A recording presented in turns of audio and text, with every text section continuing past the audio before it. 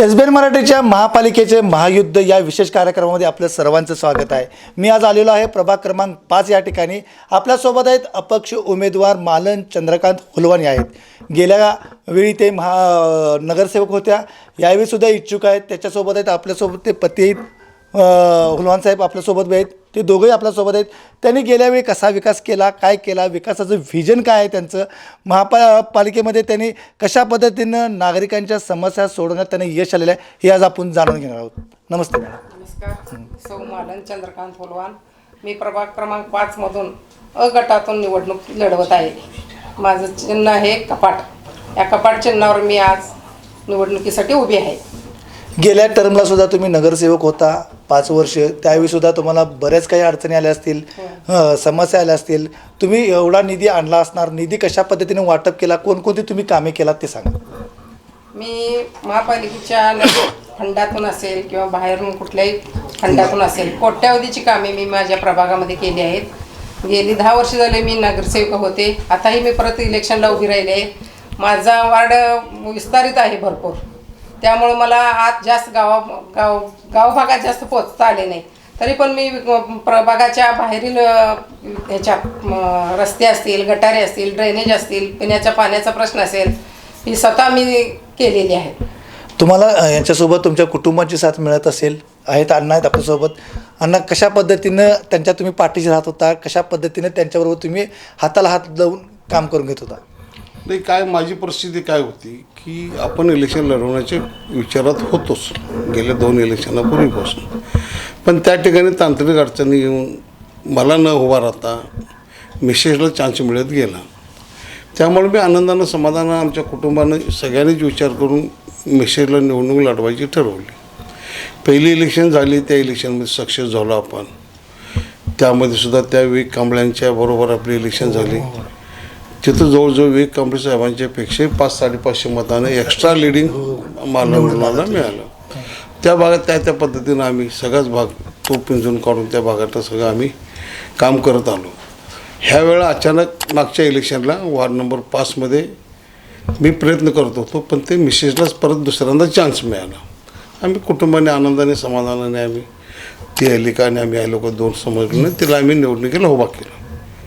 त्या ठिकाणी तर आम्ही नौकी होतो तिथं, म्हणजे अचानक गेल्यामुळे तिथं वार्ड नंबर 5 मध्ये अचानक गेल्यामुळं आपल्याला सगळाच भाग माहीत होता असं नव्हतं, पण काही भाग माझ्या संबंधित होता। त्यामध्ये पंचशीलनगर असेल, भीमनगर असेल, शिल्पर कॉलनी असेल, जुगाई कॉलनी असेल किंवा राजीव गांधी नगर असेल, हा कृष्णा घाट रोडचा हा भाग, ह्या जेव्हा आपण इलेक्शन लढवली आणि त्यात मालन हुलवानी हे निवडून आले। निवडून आल्यानंतर ज्या भागातून आपल्याला मी 1.5-200 मताच्या फरकाने निवडून आले होते आणि त्यामध्ये उमेदवार 4 असल्यामुळे समान वाटप झाल्यामुळे आपण त्यातून सुटलो। बरोबर, पण आपण निवडून आल्यानंतर ते भागाचा विकास कशा पद्धतीनं केला पाहिजे आणि कोण आपल्याबरोबर नाहीत त्यांना जवळ घेतलं पाहिजे अशा उद्देशानं मी कृष्णाघाट रोडपासून राजीव गांधी नगर असेल, भीमनगर असेल, पंचशीलनगर असेल, स्लीपर कॉलनी असेल, किल्लाबाग असेल, जुगाई कॉलनी असेल, बोलवाड रस्ता असेल, त्या टाकी रस्ता असेल आणि आतला भाग म्हटला तर मग ते रेवणी गल्ली असेल, त्या कोकणी गल्ली असेल, ह्या भागात सातत्यानं मी 7 वर्षे थांबून कामं करत आलो। आपली कामं एवढ्या उत्तम प्रकारे झाली, पण दुर्दैवानं काय झालं की ती कोरोना असल्यामुळे 1-2-3 वर्ष आपल्याला काम करता आलं नाही। जयंत पाटलांच्या ग्रुपमधून आपण इलेक्शन लढवत होतो, जयंत पाटलाचा शासनाचा फंड, त्यांचा फंड आपल्याला मिळत होता, त्यामुळे जरी 2 वर्ष जर झाली तर त्या 2 वर्षातसुद्धा आम्ही भरपूर कामं केलीच। पण आजची परिस्थिती अशी आहे की बाबा एखादा रस्ता केला आणि 2 पाऊस पडले की रस्ते खराब होतात। आता आम्ही असा निर्णय घेतला की कुठलेही रस्ते करत असताना मोठे मेन रस्ते जरी सोडला तर बाकी सगळे कॉन्क्रिटिंग रस्ते करायचे आणि ते चांगल्या प्रकारे करायचे। अशा पद्धतीने जर ते केलं तर तो रस्ता निदान कमीत कमी 5 वर्ष जर आपल्या समोर राहील, अशा पद्धतीनं काम करायचा निर्णय घेतला आहे। आता राजीव गांधी नगरचा एक प्रकार जर बघितला तर राजीव गांधी नगर हे पूर्ण शहराच्या बाहेर आहे आणि तिथं 400-450 मतदान आहे। मग त्याचा विकास कसा करायचा? तेथील परिस्थिती अशी होती की मी पहिली इलेक्शन लढवायच्या अगोदर मी स्वतः भाजी आणायला जात होते. अरे मला एक रिक्षावाला भेटला होता.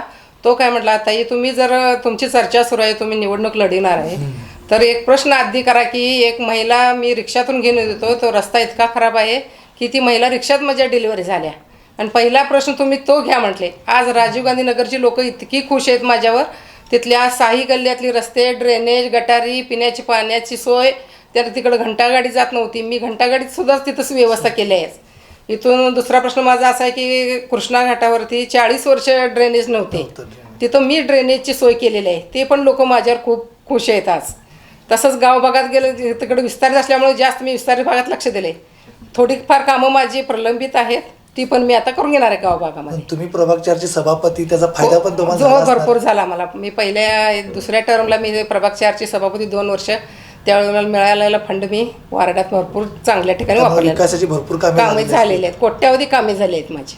त्यात रस्ते असतील, ड्रेनेज, पाणी सगळी सोय केली. लाईटची सोय असेल. इकडं पाण्याची थोडी पाईपलाईन लिकेज असायची वारंवार, तिथं टँकरद्वारे मी पाणी पुरवठा केलेला आहे नागरिकांना. राजीव गांधीला रस्त्याला दिवे नव्हते, बरोबर. पण आपण रस्त्याला ते पोल टाकून दिवे लावून दिले. त्यामुळं रात्री संध्याकाळी लहान मुलं जरी गेली, तो भाग जरा म्हणजे चिखलमय भाग आहे. त्या चिखलमय भागामध्ये इच्छू काटं, साप वगैरे रस्त्यानं फिरत असतात. त्यामुळे त्या लोकांच्या अपेक्षा होत्या, अण्णा मामा आम्ही इथून जाणार कसं, लहान मुलं चालत जाणार, आमच्याकडे काही वाहनं नसतात. मग त्यासाठी स्पेशल केस करून आपण सगळे इलेक्ट्रिकल पोल म्हणजे ब्रिजच्या खालून ते पार गावापर्यंत, ते राजीव गांधी नगरपर्यंत आपण पोल घेतले आणि दिवे लावले. त्यामुळे तो भाग आता काय, त्या भागात काय असं पण होतं की घरं आहेत, शेतातलीच घरं आहेत ते, आणि ते गल्ल्या सगळ्या शेतातल्याच आहेत. त्यामुळं पावसाळ्यात तर त्यांना ते गाडी रस्त्याकडंच लावायची आणि गाडी तिथंच लावायची, चपला तिथंच ठेवायची किंवा चपला हातात धरून त्यांना घरी जावं लागत होतं. आणि सगळ्यात महत्त्वाचं म्हणजे आता मी पण मिरजेत राहतोय, आपण बघितलं आहे 3 वेळा महापूर आला. या महापुराचा संकट एवढं बिकट होतं की त्यावेळी अक्षरशः पहिल्यांदा नवीनच होतं, आपल्याला काय कळत पण नव्हतं. त्यावेळी जनावरं पाण्यात अडकलेली होती. त्यावेळी तुमचं मी नाव पण ऐकत होतं, जनावरं तुम्ही काढली कारण.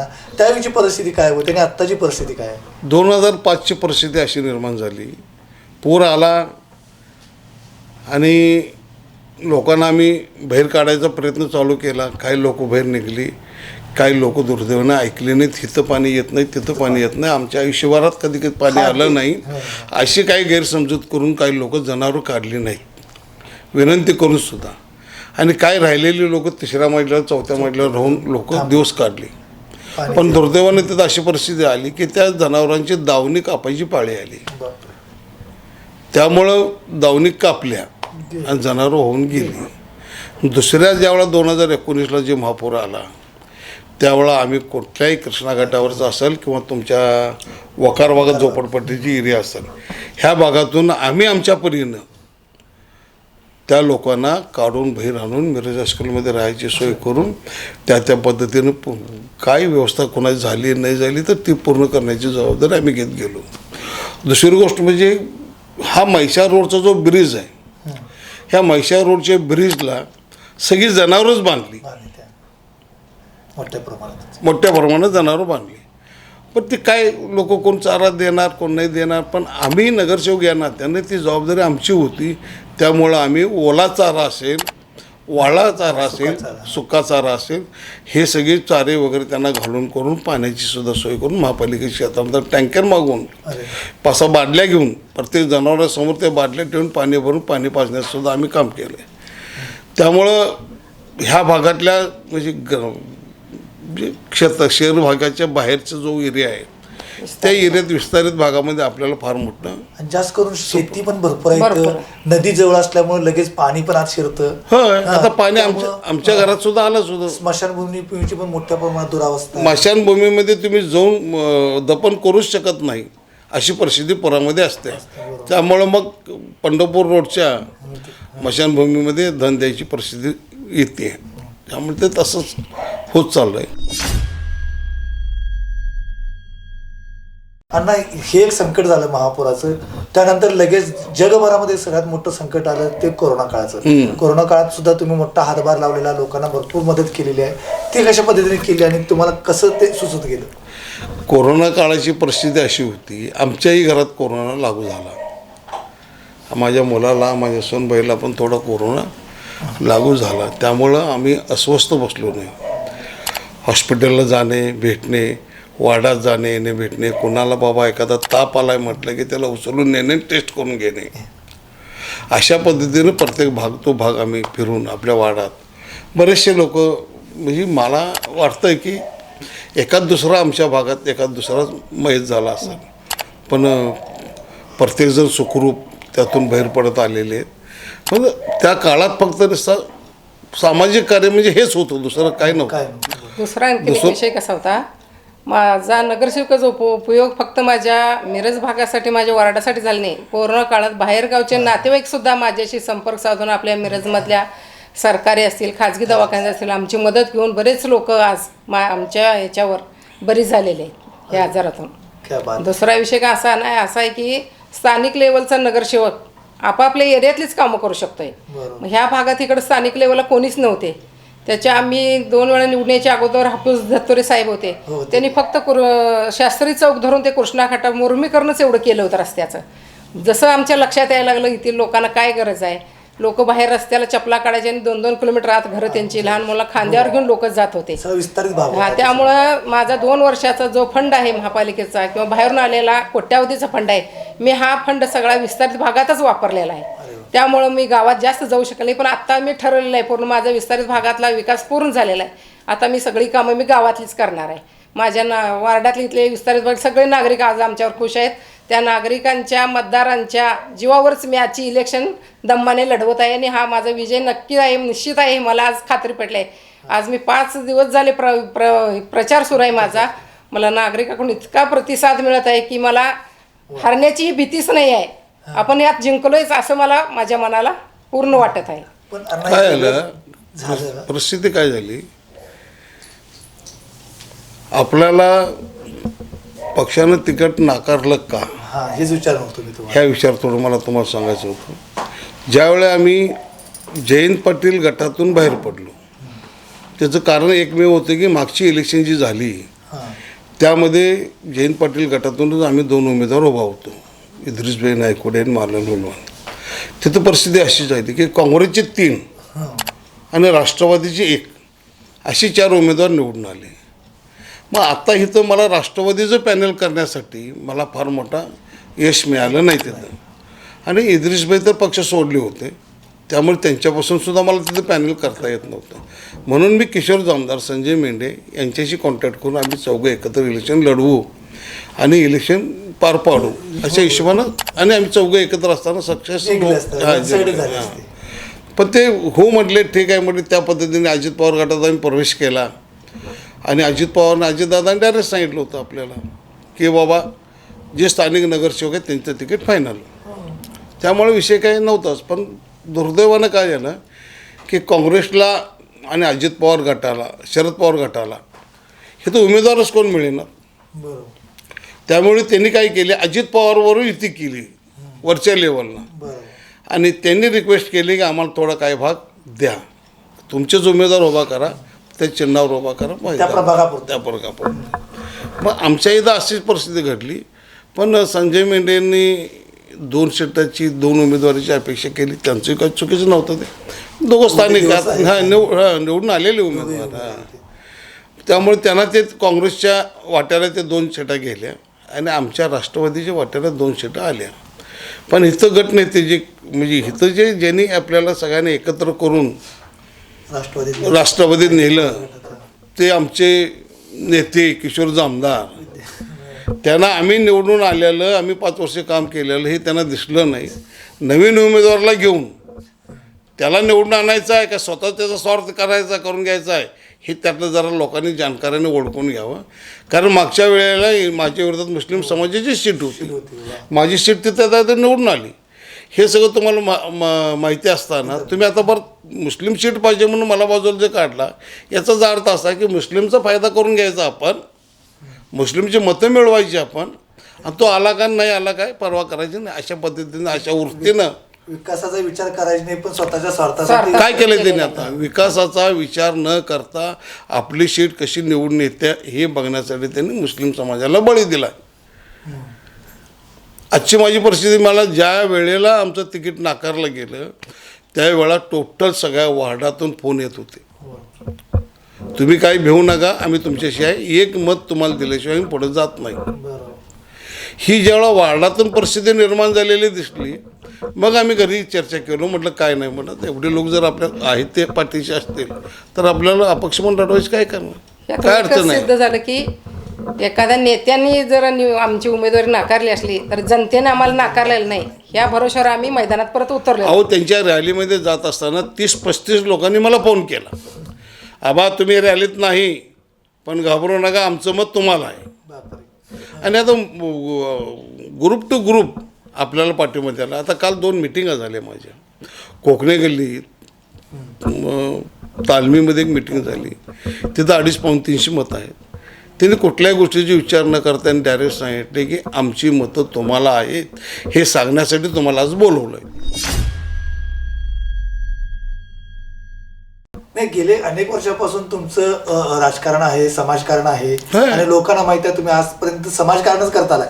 मी माझ्या तर बघण्यात कधी राजकारण तुमचं कधी दिसलं बी नाही. नाहीच, राजकारण नाव करूच मी नाही. पहिल्यापासून ओळखतोय काय, त्यामुळं लोकांचा जो तुमच्यावर प्रेम होतं, भावना होती ती त्यांनी व्यक्त केली. फक्त त्यांना मला एवढंच हे होतं की कपाट चिन्ह कसं काय घेतला तुम्ही? कसं आहे, मी कपाट चिन्ह मागायच्या आधी आम्ही एक लिपापा मागितला होता, कारण लिपापा हा जरा आपल्या खासदार साहेबामुळं जरा तो पुढं आलेला होता. प्रचिती होता, चांगलं माहित होतं. दुसरी गोष्ट बॅट मागितली होती, ती बॅट सुद्धा खासदार साहेबांनी फिरवली होती. बॅट त्यांची एक पहिली इलेक्शनच्या आधी त्यांनी बॅटनं झाली होती. मग तिसरं काय मागायचं म्हणून जरा ते कपाट लोकांच्या लक्षात राहील. बरोबर. ह्या 2 नाही मिळालं, तिसरं मिळालं तर कपाट मिळेल अशा अपेक्षेनं मागितलं आणि ते कपाट मागितलं आणि ते कपाटच आम्हाला मिळालं. आता लोकांचं मत काय, तुमच्या कपाटाचा दरवाजा खोलून आम्ही मतदानानं भरून पॅक करून तुम्हाला आम्ही तो देतो. आणि आरोपाचा सुपडा साफ करतो. सांग इतर उमेदवाराचा सुपडा साफ तर माझ्या दर्शन झालेलंच आहे, जे आता दुसऱ्या उमेदवाराबद्दल आपण बोलणं नाही, बरोबर. काय महत्त्वाचा विषय नाही. तरी पण तुम्ही त्या सर्वे करा, त्या उमेदवारांची काय कामं आहेत आणि कशी ते लोक उमेदवार आहेत. आणि आमचं, मी मिरज शहर धनगर समाजाचा अध्यक्ष म्हणून 35 वर्ष काम करतोय. मी जवळजवळ 3-3.5 कोटी रुपये खर्च करून बिरोबा मंदिर बांधले.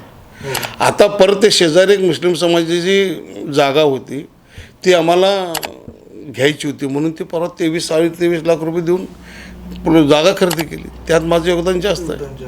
आता परत तिथं आमच्या मंदिरामध्ये 3 मजली इमारत असल्यामुळं त्या मंदिराला स्वच्छता ठेवायला म्हणून आम्हाला एक मुलगा ठेवला. तो इथं एकदम म्हणजे अति व्यवस्थित तो काम करतो.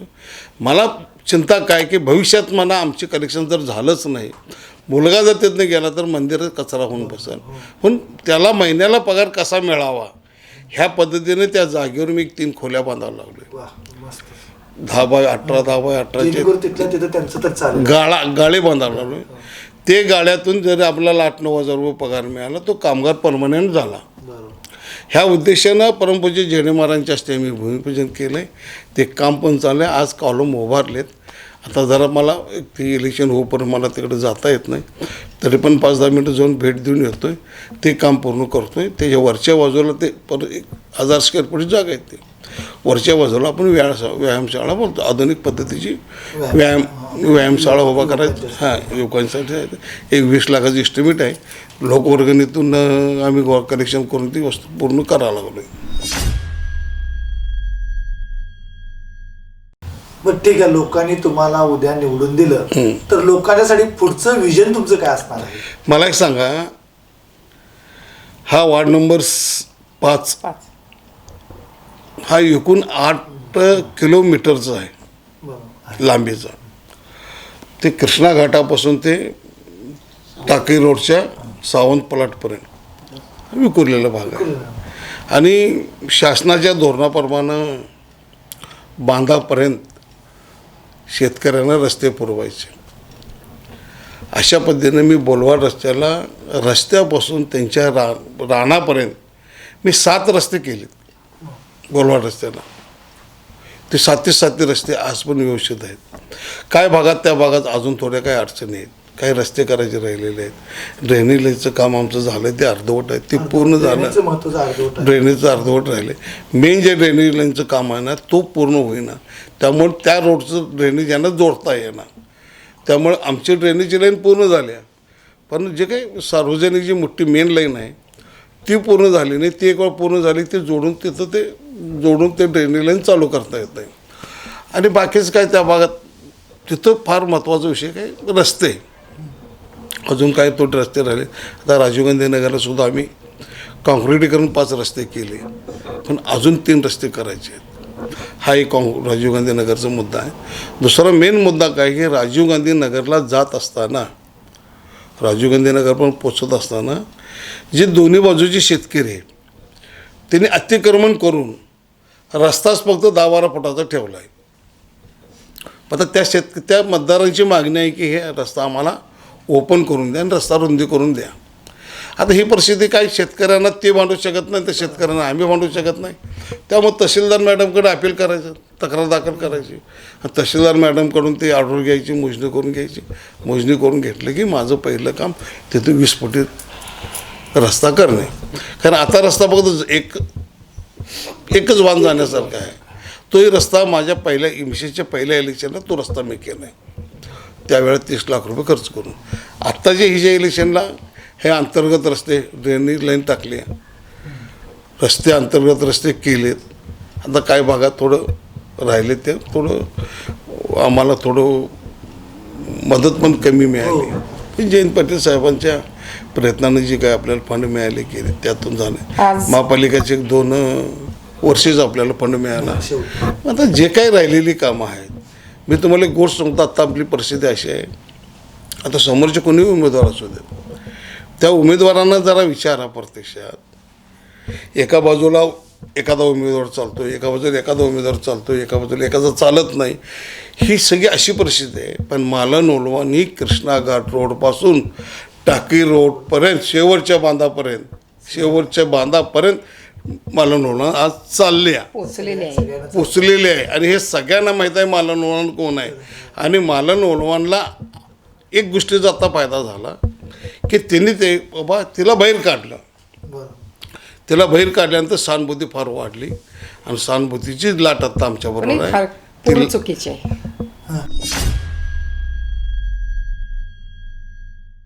मला ते आता तुम्ही नागरिकांना काय आवाहन करणार सांगा.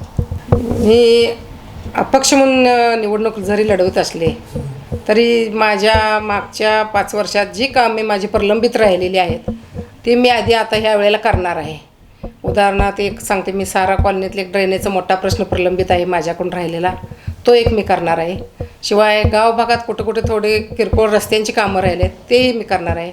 कुठे लाईटची सोय राहिलेली आहे तेही मी करणार आहे. आणि महिलांच्यासाठी म्हणून विशेष म्हणून मी काहीतरी असं लहान मुलांना खेळण्यासाठी एखादी बगीचा म्हणा, चिल्ड्रन पार्क असेल किंवा महिलांसाठी असं ओपन जिमचा काहीतरी विषय निघाला तोही मी करणार आहे.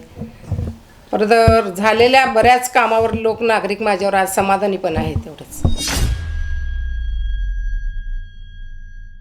वार्ड नंबर 5 मालन चंद्रकांत ओलवान या अ गटातून उभे आहेत. त्यांचं चिन्ह आहे कपाट. अ मध्ये 6व्या नंबरला आपलं चिन्ह कपाट आहे. आपण कपाट या चिन्हावर मतदान करून त्यांना निवडून आणावं अशी माझी विनंती आहे. प्रश्न असा आहे, महापालिकेत निवडून गेल्यानंतर करायचं काय. काही आता स्थानिक नगरसेवक आहेत,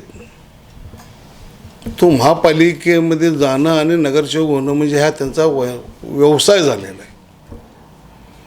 कुठं काय मिळतंय, कोणाकडून काय निवडून घेता येतं आहे हे बघण्याच्या पलीकडचे आता बरेचसे सगळेच आहे असं मी म्हणत नाही, त्यातले काही फार नगरसेवक आहेत. आम्ही ही 3री इलेक्शन लढवतो आहे. गेले 2 इलेक्शनचे 10 वर्ष झाले, मधले 2 वर्ष गॅप पडले आणि आता ही 12 वर्ष पूर्ण झाल्यानंतर 3री इलेक्शन चालू आहे. माझा व्यवसाय गेले 36 वर्षे वीटभट्टी व्यवसाय आहे. मी सदन वीटभट्टी व्यवसाय मालक म्हणून काम करतो.